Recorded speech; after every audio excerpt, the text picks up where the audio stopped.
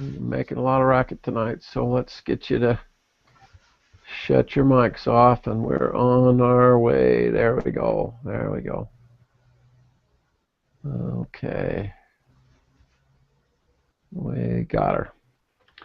Welcome to tonight's broadcast of the I&E Network. My name's Lou Jensen, and we get together every Wednesday. Thursday night is the show for the blogging sessions.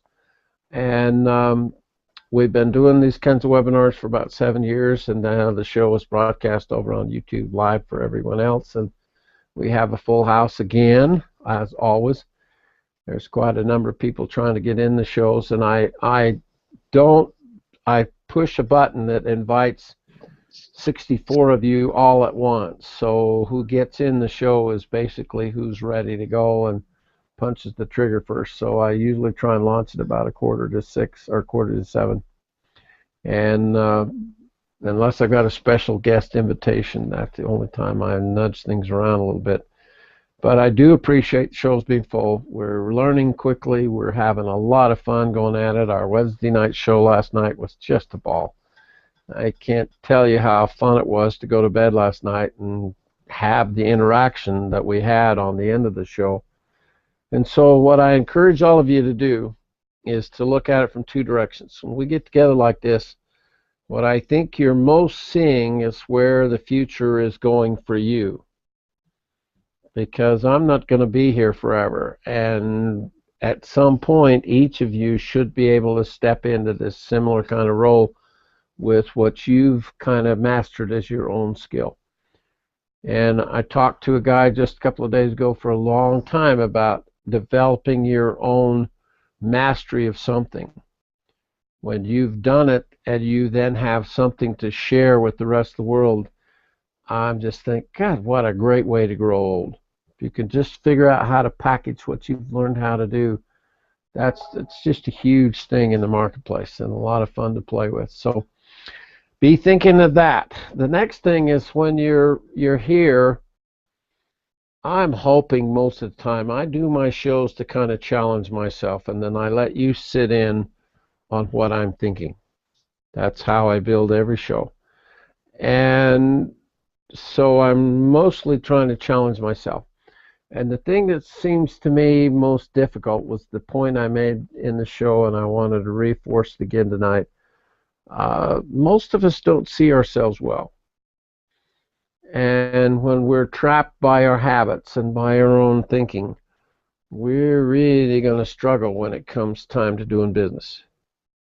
You can't play the same game that you do when you're a consumer and be a producer over here. You've got to learn how a producer thinks. My step 4 in the 7-step program is all about the 52 cards of the trading game. And what I try to do is have you begin to think more like a producer instead of this consuming mentality that just overtakes your whole initiative, your entire productivity. I'm going to caution all of you as you start deciding what you're going to put up on the web, what you're going to post over on YouTube, and what you're going to then give away. Because every one of you, if you're going to try and package what you've learned how to do and then you give it all away, you're really giving away the moon. And I try and teach you here what's okay to give away in order then to have something that you can actually sell. And as we coach and help you get through that period of time, if I'd have given away my first videos with the drill, I didn't give them away. I charged a little extra for the video information. And in the tool world, that was kind of a tough sell. In the tool world, everybody goes and buys a scroll saw or buys a tool, a saw or whatever, a router, and then they learn for free how to use that tool. So I really am one of the first to charge for that learning curve. Now I got to admit, the drill is a brand new, has been for a long time, brand new world. Most people who buy a router or a scroll saw somewhat know kind of what they're doing, or they've got a friend that can probably show them. But over here in the high-speed carving and engraving world, I can't tell you how many times comes up on that video that I shot that's up over 600,000 views now. How many times they comment, they're pretty damn convinced that's not a hardwood, and they don't even resonate with them that carving end grain is without a doubt one of the toughest things to carve on. Now, a guy just recently posted, he says, "Oh, carving end grain's the easiest." And I'm going, tell me in what carving circle end grain? Nobody carves on the end of a 2-bore or the end of a log. That's just a router at best, and not easy even then. So it's a matter of figuring out, okay, what are we going to do here, and how are we going to do it? And we're in this learning curve. I sent an email this morning to a guy that does an awful lot of shows on YouTube. And I'm really trying hard how to sort out YouTube as a functioning device, because I see everybody doing this free stuff, but I see very few that have figured out how can I then charge for basically for information, because the entire web is all free everything. And the ones who get a lot of volume, then they can sell advertising and they make some money that way. But I'm not so sure that us small guys can use this tool that way. So tonight I got to share you a fun little thing I just heard on the news. I had some problems every now and again. I yawn, and they've just done a big research study at one of the major medical universities, and they've discovered that yawning comes from when your body's too hot, when your brain's too hot, you've been thinking too much, and then you yawn to kind of reduce the heat in the brain. So that's it. I'm just thinking too much, so I gotta slow down a little bit, and I won't yawn quite so much, okay? I'm not sure they got us old guys figured out yet, because I start yawning about 7 o'clock every night. And I'm gone by. We were in Palm Springs one time, and I was just flabbergasted that Palm Springs just rolls up the streets and goes to bed at 9. The restaurants even close. And well, that's definitely a retirement luxury community, and nobody stays up late down there unless they're howling. So it was an awful lot of fun. What I wanted to talk about tonight is kind of introduce the idea that we seem to be doing a lot better with our posting, and yet some of you seem to be posting just about anything. And so everybody that's involved in the show tonight, even if you're outside and you can make a comment back in, I'll put up the comment tracker, and Nick or one of you, if you'll watch that comment category and make sure I get I pick up any questions or any comments. I want to open the mics up and let's chat and visit together about the things that are, why post? Why bother to do this? Because we're literally being trained on our blogging by what we're doing on Google Plus already. And so if Google's watching you, say in the last 60 days, Google knows everything you posted and probably the dominant words of what you posted. And they tie that then to your name. And I'll bet you it would shock most of you if you saw what your name is now attached to because of what how Google does their analytics. And so it's a little like a movie star that has to be, as they grow in their strength of their name and reputation, you've got to be kind of careful, a little bit picky about what you just jump on and then turn around and run back through your stream. I don't think it's so critical with the +1, but I do think it's really critical when you repost what someone else has already posted. So as we mix here with the blogging in the Thursday night session, that's what I want most, is anything you've picked up, anything you've seen, any of your general impressions about what you're doing and what things are going on so far that we can mix and share tonight. Anybody got hand up or got an idea? Oh, come on, everybody. I do. All right, Ron, way to go, bud. As far as the blogging on Google Plus, what Google is looking for is authenticity. They look for people who are giving relevant comments, and they're looking for people who what they classify as maybe like an expert in the field that they're commenting on, or in the communities that they're in. So you don't just want to share, and you don't just want to put in a few words. You want to make a comment of at least 50 to 100 words, but if you can do something in the 200 word range, and that's even better. Definitely give credit to the people that you're commenting on their post that originally shared it, because that helps them, but it also helps you. So you Works both ways, doesn't it? yeah, and because that Google looks at that, they look for that, and they're looking for people who have the knowledge and are sharing it, and it's consistent. They don't they're not a lot of these people who are just posting stuff and sharing it and giving plus ones, hoping to get plus ones back.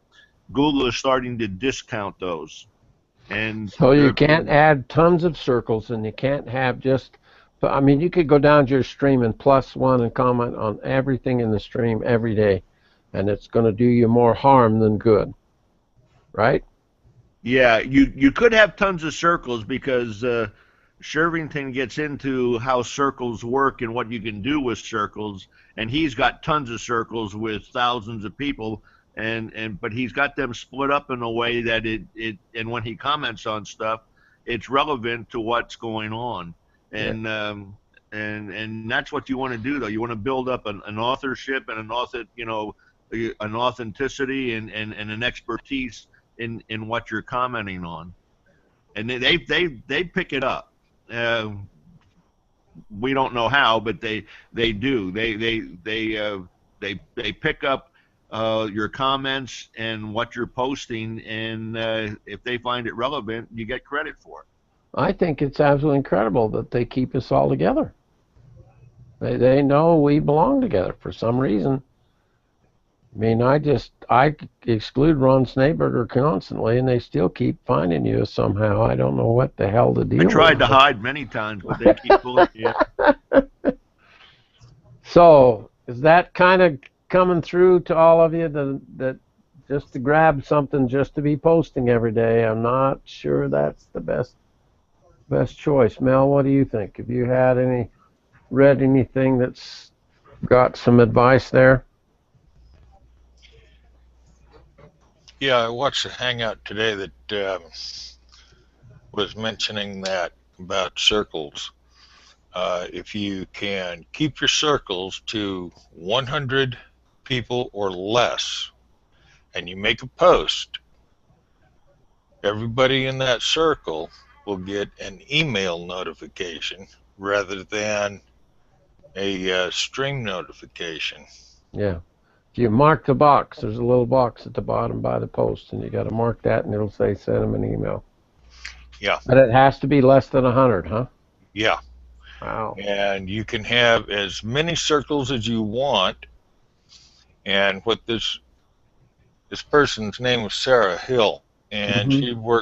she's a journalist out of Missouri, works for the veteran, I've got it written down the other room, Veteran United, something or another. Anyways, her advice was also have a lobby, like lobby of a motel or hotel.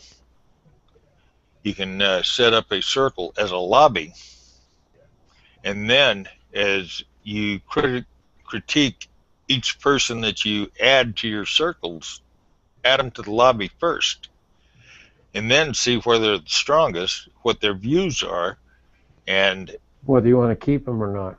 whether you want to keep them or not, and what category or what circle you want to attach them to. Oh, hell, that's a good idea. Ah, Sam, that's perfect. So you Rather, just label the circle lobby. yeah, So that's really a circle, but that's what it's called. So it's like before we start the shows, that's called a green room just because we've not gone live yet. exactly. but you put them in the circle first till you kind of find out if they're a renegade or a nutcase. How are we going to work that? We're all crazy, so that can't be the category or the factor that we measure. Well, that would be the category for butterfly nets and coats with long sleeves and leather straps. That yellow caution tape. Yeah, that too. That too. That's damn good. That's damn good idea. And isn't that interesting how that's what's going on here at an accelerated rate, is we are all learning. We're all learning. I've been up since 5 hitting the web, and I just cannot get over. I've got a quick question that I can throw out even right now. I spent 2 hours this morning trying to resize my banner picture for the YouTube channel because I want my own banner up there. And I couldn't figure out how to. I've got my big screen TV right here behind me, and I put stuff that I need a larger picture on that screen, and that's where I capture and go with it, so I'll have the size I need. And it said you had to have a 2550 by 1500 pixel image. So I went over to Digital Image Pro and I enlarged it there on that and brought it up. Then when I posted it, it's just huge. It looks okay with, you know how they put the little guide marks on the picture to say, yeah, this is about right, so you can kind of crop it a little bit. It looks okay there, but when it comes down, it looks good on television. It's going to be perfect for TV and for not iPhones. It's only going to be published on Android, but it doesn't. Well, that's why you yawn so much. Is heat from the Android so close to your ear. Yeah, I'd have to have heats my brain up. I have so little brain that I have to heat it up pretty good to get it to do anything anymore. I was wondering when you were going to give me an opening for that. Yeah, I know better. I got both you guys ganging up on me. All right, Nick, how's your Android working? Getting the hang of that sucker, are you? Slowly. Slowly. Yeah, trying to figure out what applications I need or not, and there's a lot there. Things.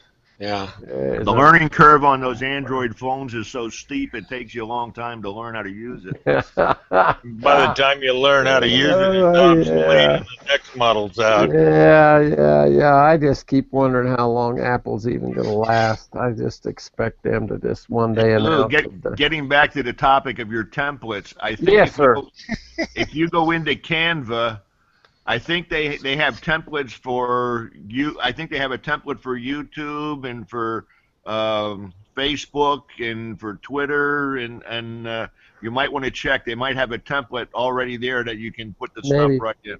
It's a banner though, and I don't. That's such an the size just startled me. I've never had to post a picture that large. Yeah. But what they want, they show you on YouTube when you get ready to download your own banner.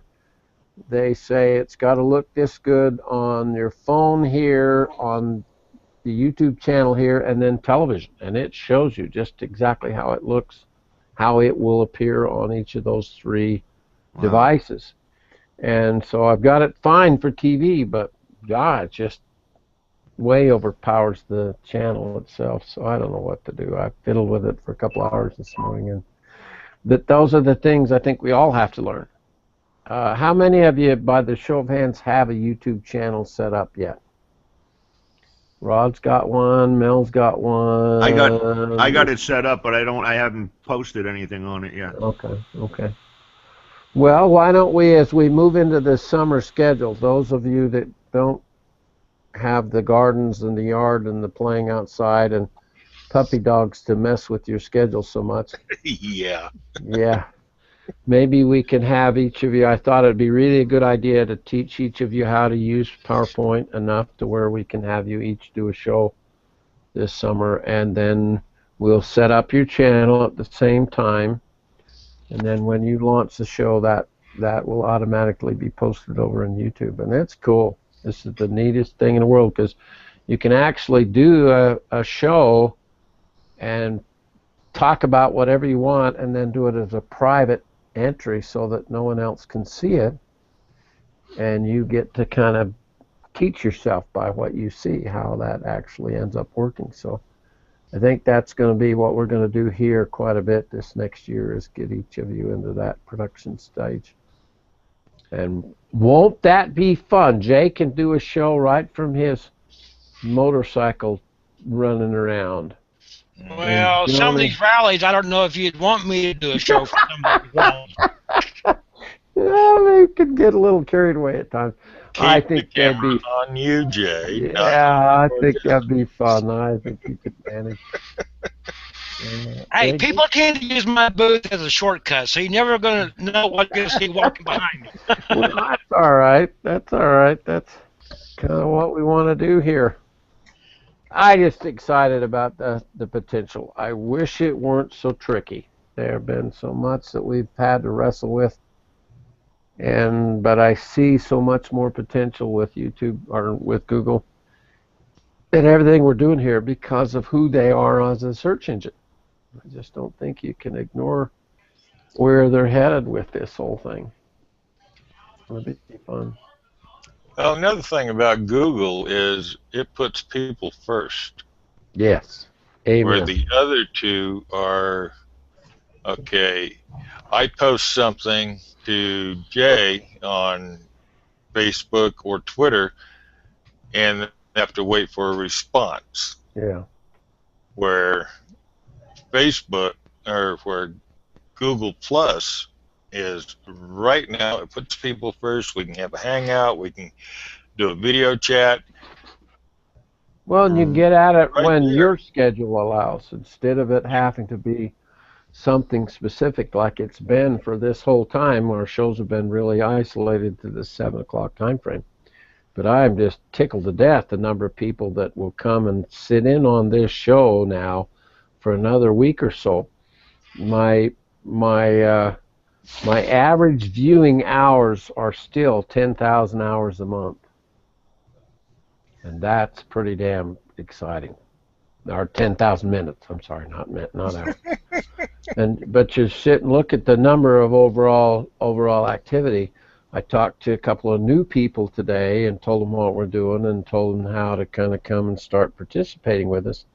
And the way things worked on the show last night and how you guys ended up with everything, I just sit and look at the strength of us mixing with each other this way is better than anything I've ever done in business. How many of you saw Guy Kawasaki's post today on the funnel of marketing? Talked about the funnel's no longer active. It's not going to work. And most of you, I don't talk about the funnel much, but the funnel is how in the past with marketing you would take a customer and get them in the funnel. I got to show you with my hands so I can talk. And please don't. You get them in the funnel and then bring them down to the point that they then make a decision to go ahead and buy.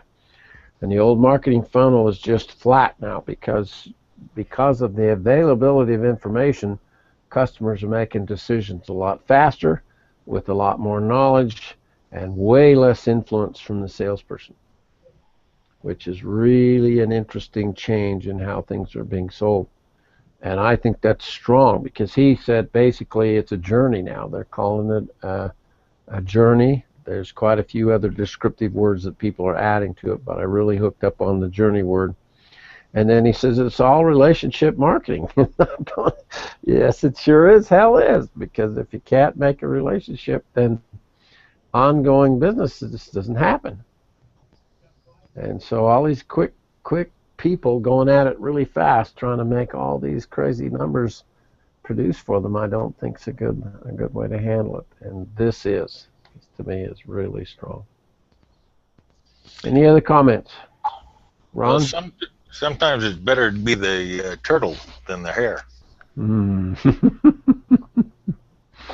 We had one time, Jim Solomon was the CEO of Paragraph from about 1990 to 93, I think, something like that. And we went from 750,000 a year up to 3 million a year in sales during his time that he was there. He was magna cum laude business school graduate from the University of Utah. And I snagged him right out as he came out of school and put him in the driver's seat and turned him loose and And it worked really well for quite a while because I'm kind of the idea nut and I'm over here, and he was making us really a formal business. I didn't know anything about that side of things. So he put the structure in and put the fences in and did the business policies and all the rest of that stuff that I didn't want to do. But then he started driving the bus too, and that I didn't care for. So we lasted about 3 years together, and then I invited him to move on. But we literally had a time frame where he would honor me with this little turtle monument. I've got quite a few of them because I was the turtle and he was the hare, and I'd remind him every time, I'd rather be the turtle. I liked that role a lot better than being a little too quick on the gun. How's your posting been going, Lance? What's been your experience of the things that you've decided to repost or to mark or to pull into your community? What helps you make those decisions? I think generally for my communities, it's just something that is very visually stimulating. It's obviously got to be for the two communities I have, but I have to do a little bit of search because you don't just for example, in engraving or carving, it's great, especially in the carving. People are sharing their own, and I try to make sure I get some real high-end ones in there to mix it in. Yeah. But I haven't got too much in the other. But to find the real high-end, you really got to do some research. You don't just find it on Google Images. You got to do some research on the web to bring it in to at least give them some good content. I had something strange happen, though, on my gun engraving art community. I had 3 posts that just disappeared. And I know they disappeared because I didn't have that many posts in there yet. And they're just gone? They're just gone. I had to do a little research, and I got one back up there and reposted it, but it just gone, and they weren't anything that would have been content problems. Anything I took from somebody else's, and I gave them all the credit. The credit was due, and it's just some glitch that just, took like a third of my my posts on that community disappeared. That is strange. That's not something I can even imagine. Why? Nobody at Google could give you an answer, or I didn't even research. I just found it this afternoon. Found they were gone. So I'd wait and see if it happens again. Then I'd go after somebody. I get some really amazing response from Google team. I just go in those Google help blogs and content, and boy, they come right back at you. So. Oh, okay. I'll probably take a look at that this weekend then. Yeah. Lance, there was something on the other day. I can't think of who it was, but he posted something that had happened to him, and it happened to me, where a couple things just disappeared, and then it seemed to straighten itself out. So Google was doing something, I think. Yeah, it wasn't like it disappeared. Everything disappeared. I mean, I still had it. It was weird. It just picked that to disappear out of because I knew it was in 2 other places. Hmm. And that's why I went just in my community. But what kind of smartphone do you have, Lance? Android or Apple? Apple. See, hell, that just answers it right there. Yeah. Yeah. That's gotta be. That would assume that I did anything other than answer phones with the phone with it. I don't know how to do anything else. Take a picture. I'm not sure how to get it out of there yet. So. Yeah, isn't that funny? I email my stuff to me. I love shooting it with the phone. We're going to do a video tomorrow. We're going over to Craig's studio, and we're going to shoot a new kind of a selling video on gun stock carving. So that'll be a fun thing for you, Lance, to go to work with. And I'm trying to get it at a point where I can talk tomorrow about the ideas of what we're playing with here with the overall potential of having something that sells something. I'm working really hard on that now to try and figure out, okay, where's this line between something I give away and then something that has some reasonable degree of value.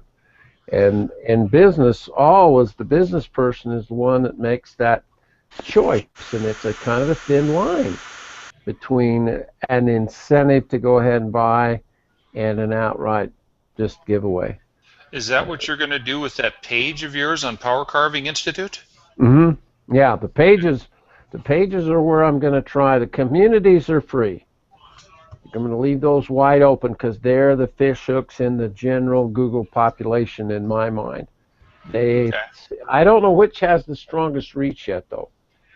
I've not seen anything anybody said that says that a page can outdo a community or a community can outdo a page. Has anybody else seen anything there or heard anything? Well, I was just curious about that because if you don't have a problem with it, I was thinking about putting together community just power carving in general. But if you want to go with it, maybe. Well, I don't know what I'd like to see what you're thinking about titling it. But from then that's on, what wanted to talk. I'll talk to you about a little more. I haven't. It's still in the the mulling it over stage and what I do with it. Yeah. But. Well, we're all in that stage right now, honestly. I mean, Tammy and I spent quite a bit of time talking today about Lance has got a video on doing, what are you putting up there? Mel joins, have you got your stupid phone up again? Oh, wow. Isn't it wonderful that iPhones will do something like that? That's really amazing. Isn't it, though? You can post your puppy up there. You got to compete with Catter Days now. Start doing the dog days of summer or something. Let's get the dogs in here. There is a Dogger Day going on too to compete with Catter Day. Okay. Lou, you were talking about getting paid for doing stuff. Yeah. Google has what they call help out Hangout Helper, I guess it is. Mm-hmm. And I saw some guy posted something the other day where he said it's my first one and I'm teaching on Hangout Helper and he's getting paid. It's through Google. I don't know how it works, but the people get on this Hangout Helper and he was running some type of a class. Yeah. I've looked at it 2 or 3 times. Google's going to basically allow you to put up whatever you want to put up for being paid to teach. And then Google will bill the customer, and they collect the money and then pay you. And boy, I like that separation of state. That really ought to work better. But I just sit back and I go, well, the only way that's going to work in the long term is you got to have a degree of experience. I can't see how a novice can get away with teaching and have Google charge the money for it. I just don't see that working very long. You guys all know at least half of everything that's on YouTube is some high school kid that just grabbed his computer and whooped something out and says this is how it is and throws it up on YouTube, and I just sit and think that can't possibly work. There is no way in hell that's going to be effective in the long term. If you're doing something on a chalkboard or a blackboard or something like that, I think that might be easier to do. But if you're demonstrating and teaching a class using tools, I think it gets into the multi-camera setup and sound systems, and it gets to be involved. For our stuff, sound alone is a real issue because controlling the noise of that high-speed drill when you're trying to carve and talk at the same time is all but impossible. It's really difficult to have a decent video that doesn't drive everybody away because of the noise of the drill. Blasting's no problem and airbrush is no problem, but the high-speed handpieces have been a bugger for years. And then it's a matter of doing it and learning what to do. I was going to mention Lance has done a video on doing fish scale. Or is it basket weave? Basket weave. Basket weave. And Tammy and I are kind of chewing really hard on how do we market all of you that say, well, I want to do a video on basket weave too. And in the past, we've always kind of said, well, this person pretty much launched that. And when Bill Janney launched the basket weave, or fish scale, I think he did fish scale first. Mm-hmm. I just sustained him for a long time. And I didn't do a video with it, and I didn't let anybody else do a video with it. Well, then it kind of just spread out, and Bill pretty much went his own way. And Joe Cummings picked up on doing fish scale and basket weave, and he does a really tight, different kind of way of doing it. And then Robin now does her own, and so she's got another way of going at it. Lance's will have his own flavor and characteristic. And I said, I don't think we can chain that down at all. I don't think that's smart. What I do want to control is one area. If I&E Network ends up being successful, it will be because we figure out a way to have you master something and then get paid well to do it. And I drew a line in the sand a long time ago that a master should get a minimum of $250 a day to teach. And I know that's pricey in the general art training, how to do stuff marketplace, but damn it, that's where it really ought to be. Now, how much more than that you want to charge, that's your choice. Because Ken Brown and I both charge a lot more than $250 a day to sit down and help somebody learn how to do the higher level kind of stuff. Basic classes and introductory classes, or tuck them into a kit sale, whatever you want to do there. I don't think we should basically control that, but I'm pretty serious about maintaining the higher level of training that a master person can basically throw into the marketplace. It's the only way I see we succeed at artists making a living with their talent, with their ability. Okay, any other comments? Yeah, Rod. I've got a quick question. I noticed you look at your banner, and I see you're at 450,000 views. Yes. How do they track that? And I could see mine at one time, but now I can't see. I just see how many followers, but I don't see how many views I have. Oh, really? Yeah, I don't know if I've got something. Maybe I've got something haywire in there, Ron.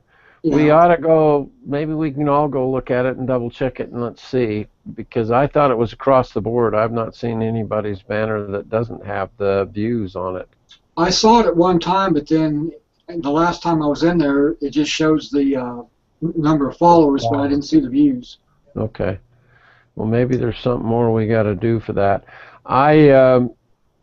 There's a lot of real tricky stuff goes on when you're setting up, and I notice people that have maybe 5 or 6 things that they've done with Google Plus trying to get connected and trying to get involved, and yet those old profiles are still in the mix. And what you had to maybe do, check first, Rod, make sure you're using the one, and then find out if there's any other profiles you posted that showed up for some other reason. And then go into the profile and actually go to the very bottom of the dashboard, and it says kill this account. Okay. And so take them out, because it might be confusing Google to not know really which one is you. Okay. And maybe all of us are picking up on other options. I know that's true for Peggy Stringfellow. Peggy's had a nightmare with that. And it's just because she put up 2 or 3 or 4 different ones trying to figure out what to do and how to do it.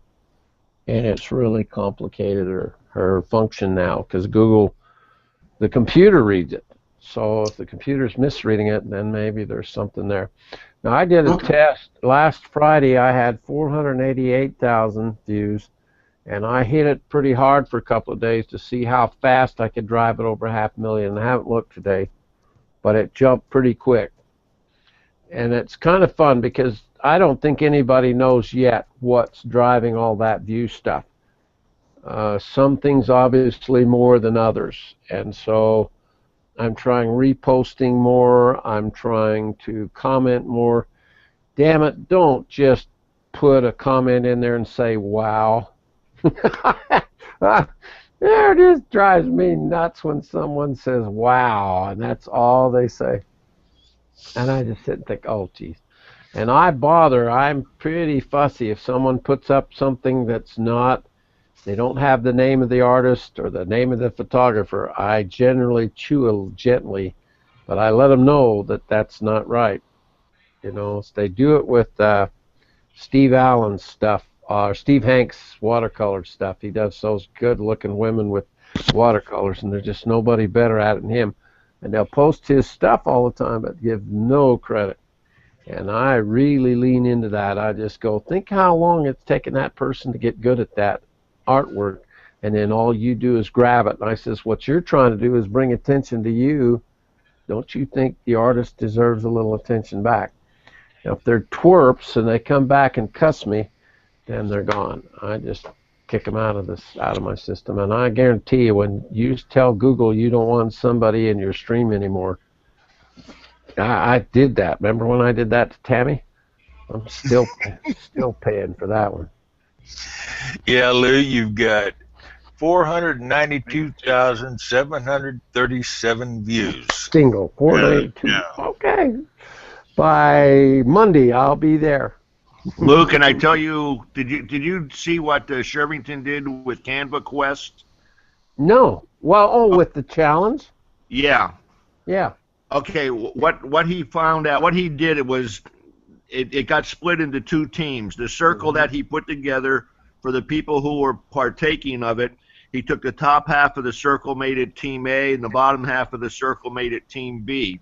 And Stan Bush was the leader on the one, and Hillary, I can't think of her last name, was the leader on the other one. And these two teams used Canva, most of them for the first time, and Going after votes. did stuff in Canva and posted it. But what Shervington did is he had Lee Smallwood from Nodex do the analytics on it. Wow. And Whoa, what I they didn't found know out that. was it got really good, a really good response in the 10 to 12% range, and then it dropped down. Wow.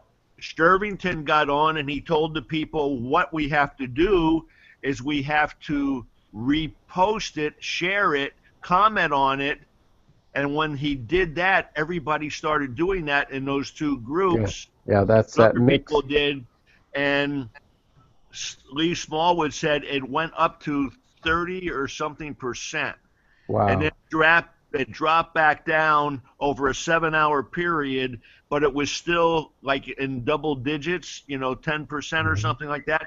He said even down at 8%, it would be sustainable for a long, long period.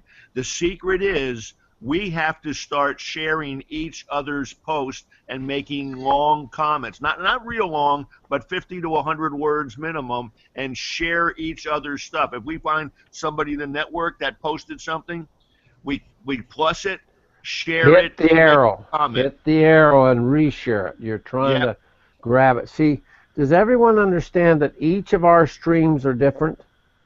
We don't see the same things in our stream every day. We each have different connections with humanity and with what's all over Google.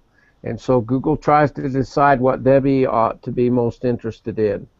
And with Jay, what Jay's most interested in, and what Joni Beck's most interested in. He hasn't figured out what to do with Mel and Ron Snaberger yet, but they really try hard to drop into your stream and you control it.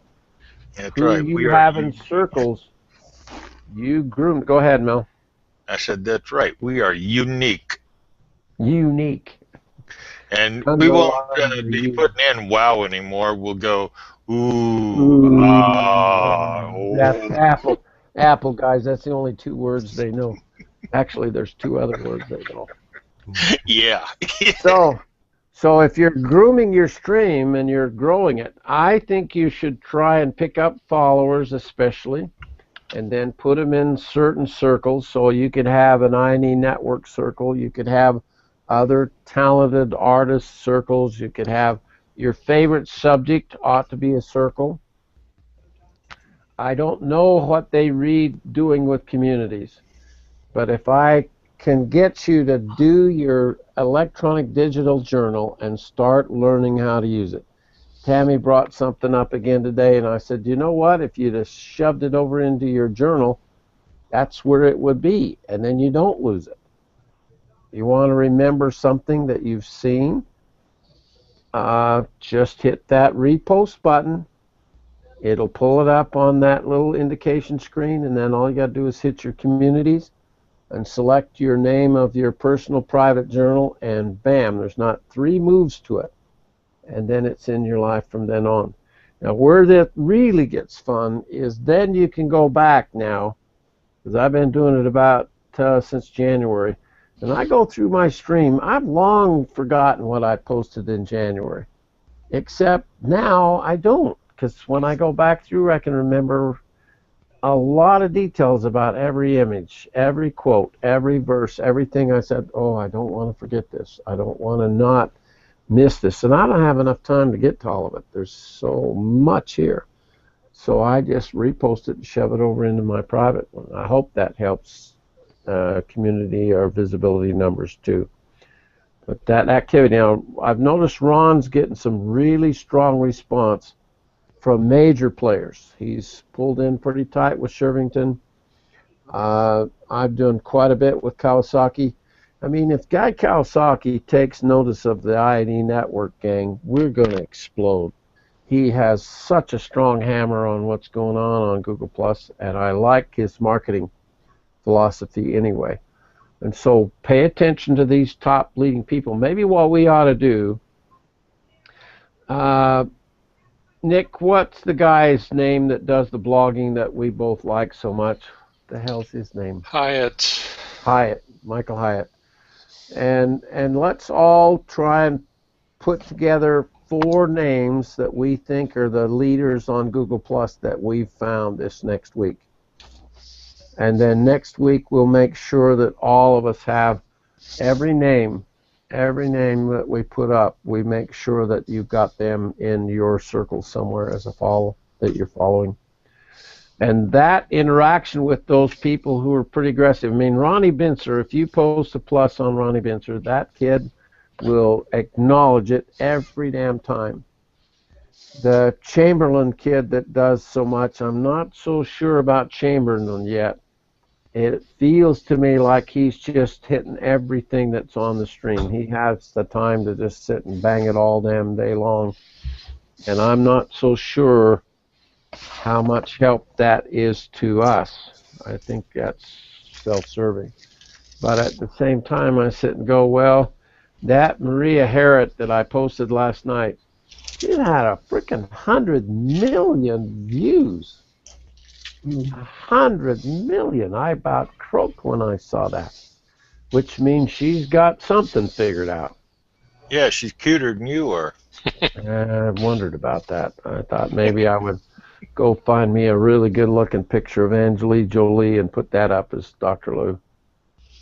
Do you know the funniest thing when Robin Colson went down to visit her parents, and she visited with her mother, and she was showing them my picture on the web, and the lady says, "Oh, I thought he was Oriental." Dr. Lou. Yeah, I forgot that Jensen part. Yeah, I could go for that. That's probably better than what I've got. But did you notice that Maria was from Denmark? I didn't notice. Is that true? Yes. Oh, Yeah. hell, I hadn't put that connection. Oh, that's really good news. Because Keith and I are going to Denmark. I'm going to have lunch with that girl. You got to look away from the face and see what's printed. If you I do. Yeah. I don't look at that cute little face. I just look at Yeah, if you right. look down under her picture, it tells you where she's from. really. Yeah. That's brilliant. Rod, that's what's wrong. You're not looking down underneath to get your numbers. You need to make sure that you look a little further down than just your picture. Okay. Okay? Okay. That's what these brilliant guys suggested, so that's probably how it works. Now, I do think uniqueness of what you post is a good idea, and I'm trying to do in my own life, I'm trying to focus the activity that I do on Google Plus around what I'm going to do as a show on Wednesday night. Now, if you saw my schedule that I posted in Wednesday night show of what I did in January, what I'm doing in February, what I'm doing in March, what I'm doing in April, and then now what I'm doing in May, I'm going to do that throughout the whole year. Because what it will do is make my job easier as years go by, because that show's already basically been put together. Then what I do is come in. I found a picture yesterday to update in the upscale marketing. Just was a dynamite picture. To now go find the rights to that and then plug it into upscale marketing for next year. So if you start doing something like that that says, okay, this is a subject that I'm going to concentrate on for this whole week that helps me, you're just really self-serving here to grow your own life and grow your own name and grow your own reputation, but then make every post this week kind of follow the theme or the thinking of what you're kind of going after. Does that make sense to everybody? Yeah, it's time to break out of the mold we were poured into and toot your own horn. Yeah. It really, that, Mel, isn't that the truth? That's probably, in all the years we've been playing together, the hardest thing people have is patting themselves on the back. It's just, we're so ingrained not to do that. And yet, if you don't, who's going to? That's how we were brought up. Yeah, we just don't do that. Don't be humble and whatever. So they were bragging on the news today how I watched the playoff game last night with Oklahoma and the Clippers, and Durant was talking today about his mother, and the guy said, he says, isn't it amazing the guy makes $35 million a year and he's still humble? And I'm going, well, when he's talking about his mom, he's probably humble, but when he's running around with his buddies in his fancy cars, Not so much. Not so much is my guess too. Yeah, it's tough to remain humble when you're making some serious money, but that's a test we all want to have at some point in your life. Kind of fun. I've been rich and I've been poor, and I really prefer being rich. Now, I can honestly say I have met KD a couple of times. Have you? And meeting him, and the times that I've met him and talked to him, it was like, what? He came by my booth one time when I had a deal set up here in town. No kidding. Some of them came out. They brought the mascot out, get pictures and all that, and he walked up to my booth, and he just pulled up a chair and sat down, and we sat there for a good hour, just BSing back and forth. So cool. He's actually that kind of person. Maybe he probably has his times like anybody else does, where he likes he has his restaurant down in Bricktown, and all this kind of stuff. But to actually meet him in person, yeah, he actually is, does tend to be that humble. Cool. He really does. That's awesome. If he is that way, then MVP on top of it, he deserves. Yeah. He deserves all the accolades, just because most of them are not. The ones I've bumped into, I sponsored one of the Jazz games one time, and I got to toss out the ball for the ball game and go out on the floor for the beginning of the game with John Stockton. And I thought I knew what all those Jazz players were like, but I didn't. When you're standing right there with them at the circle, there's quite a bit different going on than what the television cameras show. And I always have liked John and Carl because they did so much for the Jazz here. But I got the ball from the game, and I just gave it to my son Chris, so he's got it hanging on, sitting on his mantle now. Those were some fun times, but most of the sports superstars are a little bit arrogant, but that's great. What you want to do next time, when you cross his path again, kind of be prepared to grab his signature somehow and show him what you can do with engraving his signature and personalizing things, because they all love their monogram. They all love their name, no matter who they are. And when you can outline, cut, and relief carve a name on something pretty fast, boy, that's a good thing to just say, let me show you what I can do. Put your signature right here, and then just go in and outline it with the diamond on a piece of glass. Have a little mirror or a piece of wood there, or something you can do. Cool. That's great. All right, any other comments? Deb, with your posting so far, is there of interest to what you're looking at, what you're enjoying most about what you've posted? You've been really active. I've noticed a lot of it, and I appreciate it a ton. Thank you. Are you seeing I try to be supportive of the other artists, mainly. Yeah, you really are. And I try to be complimentary, and then if there's something I have a question, I try to add a question to see if I can get a response. Not always, but I try. Did you notice there was a post up last week that said that a question was by far the most engaging thing you can do on a post? If you I throw a think I did question read to that. it. Yeah. Yeah. I didn't notice that before, but I did notice that on that post. And it's not like you said, not so much that we give away all of our tricks and trades, but still, if you ask a question, I think we're talking within our own group here, to share what we have with each other to help each other better. That's the idea. There's some things that the exchange of information is what we're all about. Right. It's just where does that line draw between when I'm going to try and start selling something, and I want us to be the gang of all the people on the network who are messing with this social technology and social media stuff. We've got to figure out how to sell things. If you're doing all this and having all this fun, I don't care how many numbers show up on your banner, if you're not generating some revenue out of it, then we're not doing well. And I want to keep going at that till we figure that out. So fair enough, absolute fair enough. Speaking of that question, did they say it's so important to you, and it really is a good thing to do? Is that did they say anything about where it should be? Is that the way you start your post, or do you want to not end it with the question? Boy, that's a good question. I don't know. I don't remember them saying. Anybody remember seeing that same thing?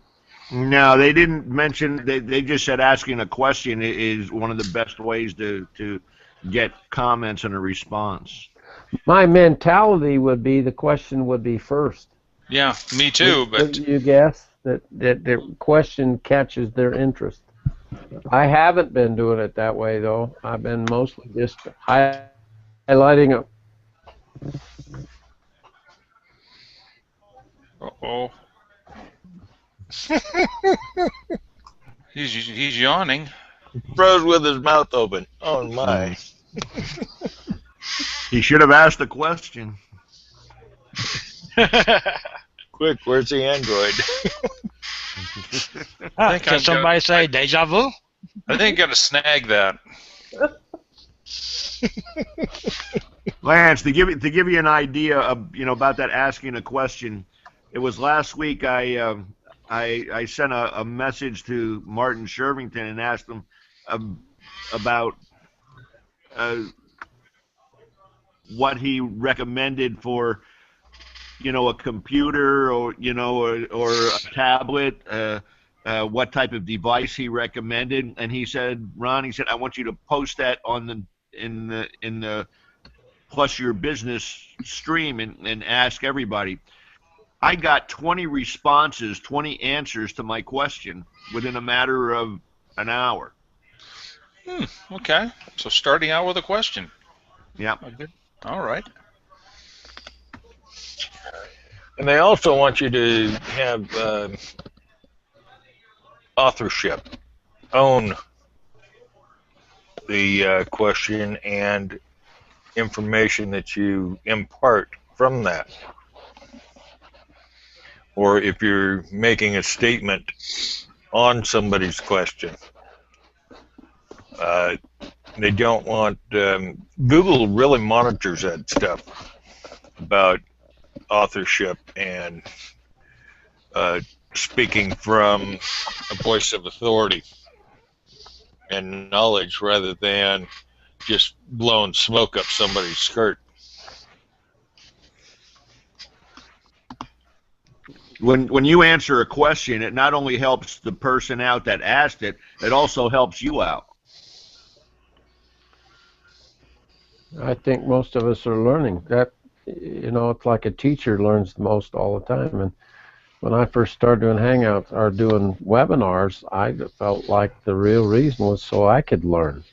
More than anything else, I wanted to make this kind of a tool work. And I'm just thinking, well, in the long run, the teacher's the one that learns the most. So. Yeah, not to call on the fat kid with bald head. Yeah, well, Some guys know how to get even no I matter what. think one of the things that gets that's so true. I think one thing that gets me about Google Plus, I look at my stream every day, and I look, like looking for things, that's unique. People have actually, written themselves. You always get, something's been shared that you really like. But the ones that gets me is when, I'll get my notifications and I'll have 20 or 30 all of just from one person, just share, and that's all they do is share. Yeah. You never see anything, unique, from them. All they do is share, and they'll do 20 or 30 right in a row. Well, I don't do anything with that because I don't think it matters much. I'm not interacting with them at all when that shows up in my stream. But anybody else had any I just if I have a few like that. They post all pictures or something like that.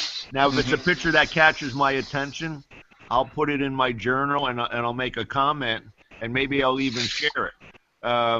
But there's some that that it's all on electronic stuff, and it's just like 15 or 20 in a row. I just click right through them. I mean, I don't acknowledge them because it doesn't. What he's talking about doesn't interest me. Once in a while, he'll post something that I'm interested in that might be with Google or something to do with some regulation that came out and how it could affect us. I might read it and make a comment, but most of the time, I'll just bypass those. Now, there is a way, and I don't know how to do it all yet, but Shervington has something on Plus Your Business, or if you get on YouTube, on how to work with circles. And you can put people in your circles and set them up and mark the notification, which ones you want to get the most notifications from. So that person that's posting out 15 or 20 in a row, if you put them in a circle and have it marked that infrequently, or however it is in Google, you won't get those notifications all the time from them. Yeah, you can control it. Yeah, you can control that notification. There's so much with dealing with circles and communities that we just don't know about that, like these people have been doing it since Google came out. Well, and matching it within our Google or our Gmail accounts, because I'm terrible with Gmail. To me, that's the most messy thing in my life.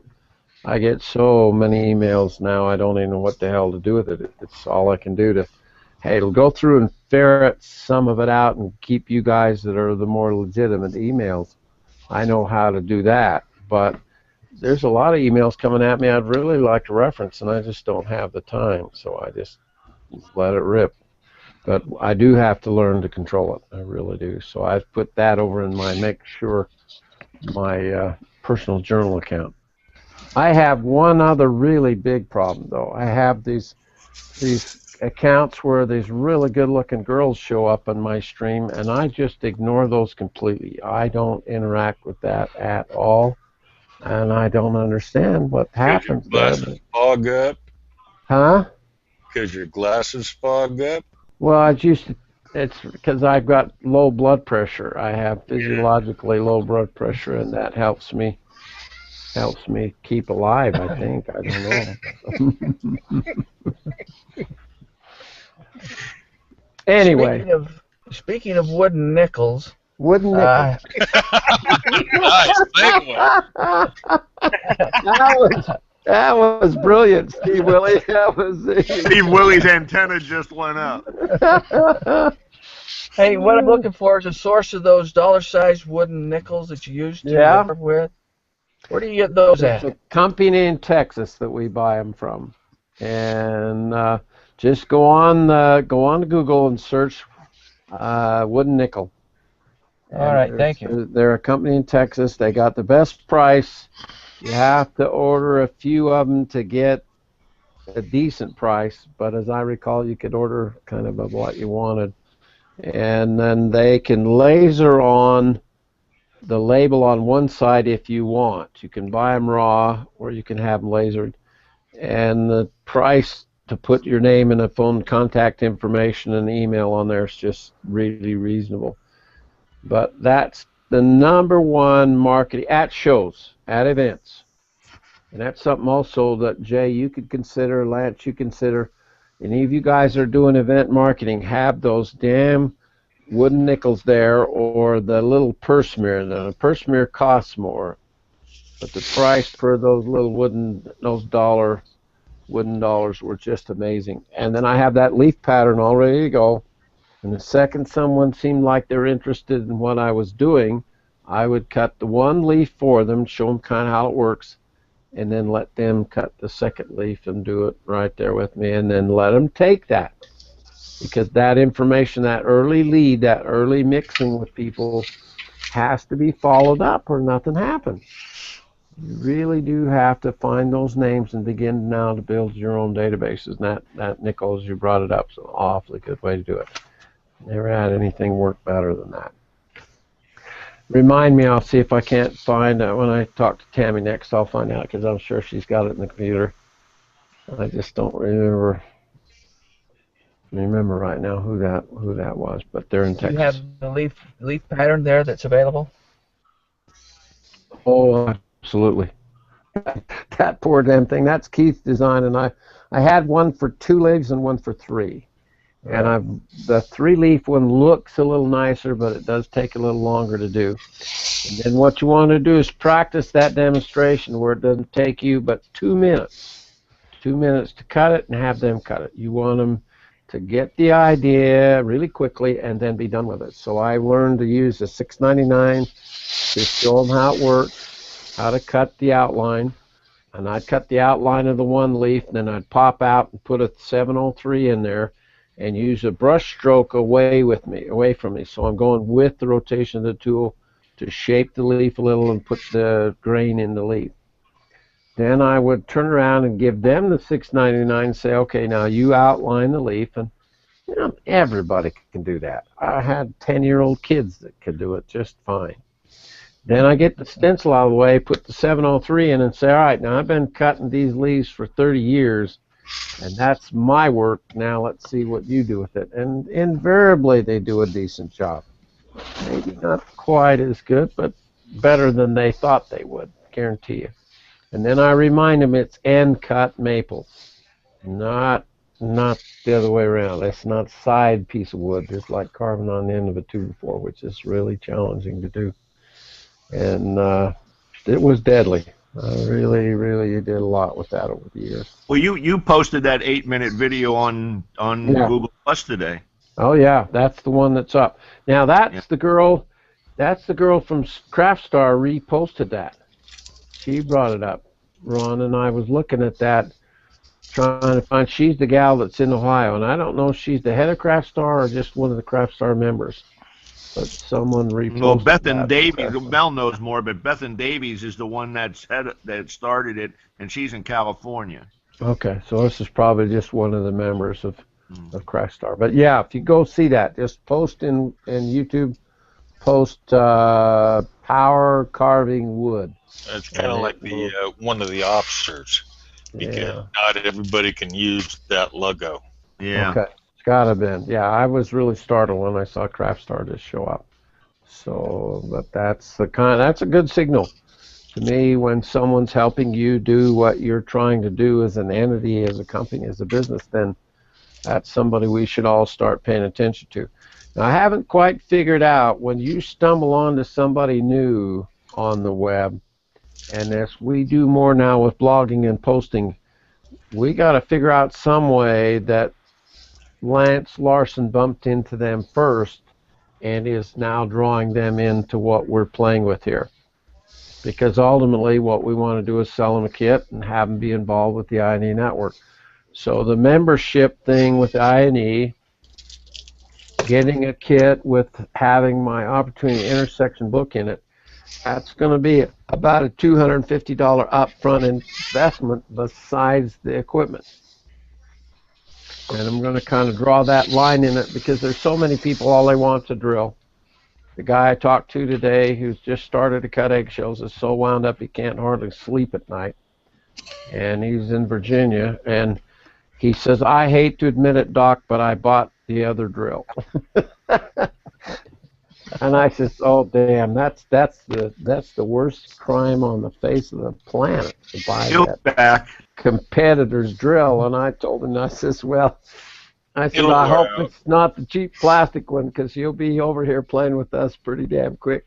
But the other drills are pretty reasonable, you know. And I said, what we're all about is trying to help you learn how to use it. So I think he'll finally figure it out his error of his ways and come and jump in with us eventually. So. Doesn't matter what you get into, you always want to upgrade to the best piece of equipment. I don't care if you're talking Eventually, table saws or shotguns or whatever. You know, it's yep. you'll move up. You can buy a $100 scroll saw, or you can buy a scroll saw, right, Ron? Yep.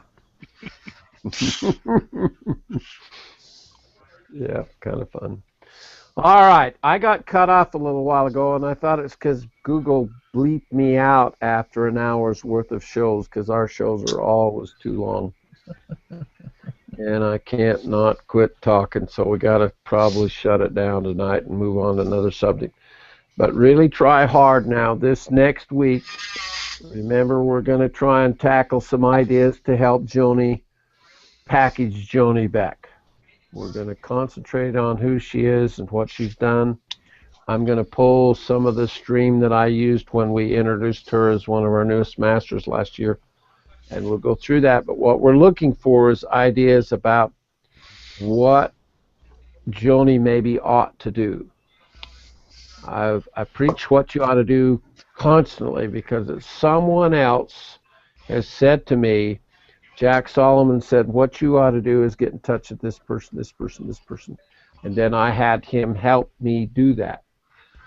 What we're doing now to launch this new project with Gary Price, we got to raise $300 million for him. And it's going to be a really big adventure. But we're going to go sit down with Jack and say, okay, we got this massive task in front of us. What do we have to do to make it work? Well, people who are really, really contributory, the people that are good at that kind of thing, people that are helping other organizations raise money, they love to get advice. They love to help you. Say, I'm going to go do the work.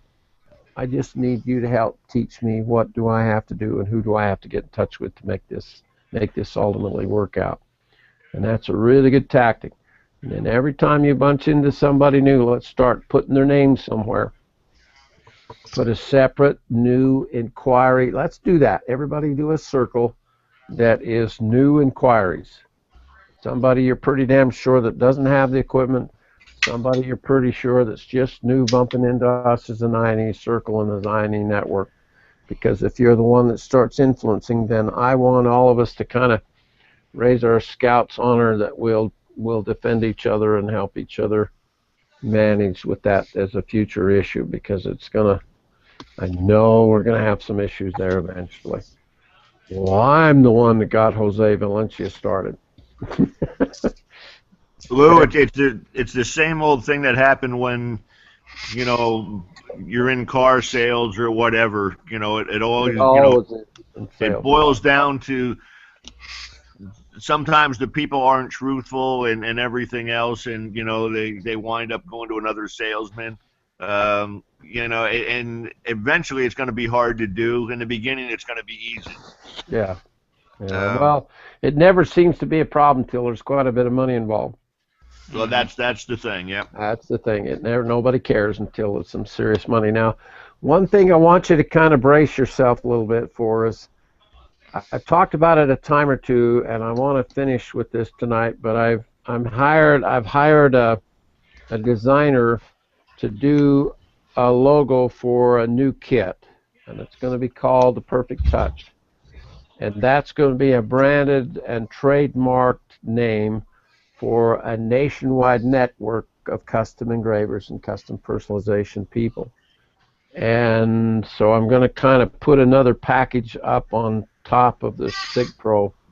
The signature promotion is all three: engraving, sandblasting, airbrushing. But I'm going to make more of a business package around the Perfect Touch Studio. And the reason I'm doing that is because we're going to go after the VA. I'm so damn determined to sell kits to veterans who need the help, both the therapy but also the income from that. and do more of a formal connection between all of us nationwide like the FDD florist guys do, because we could share business that way, and I think it would grow into quite a thing. No engraving. The closest company to it is Things Remembered. And so we'll have Things Remembered over here and the Perfect Touch Studios over here. But that kit will be priced in the same range as most business startup pricing packages. And then as it succeeds and takes off, then I want to literally franchise that. So that's when things around here are going to start being interesting with your own ability to sell.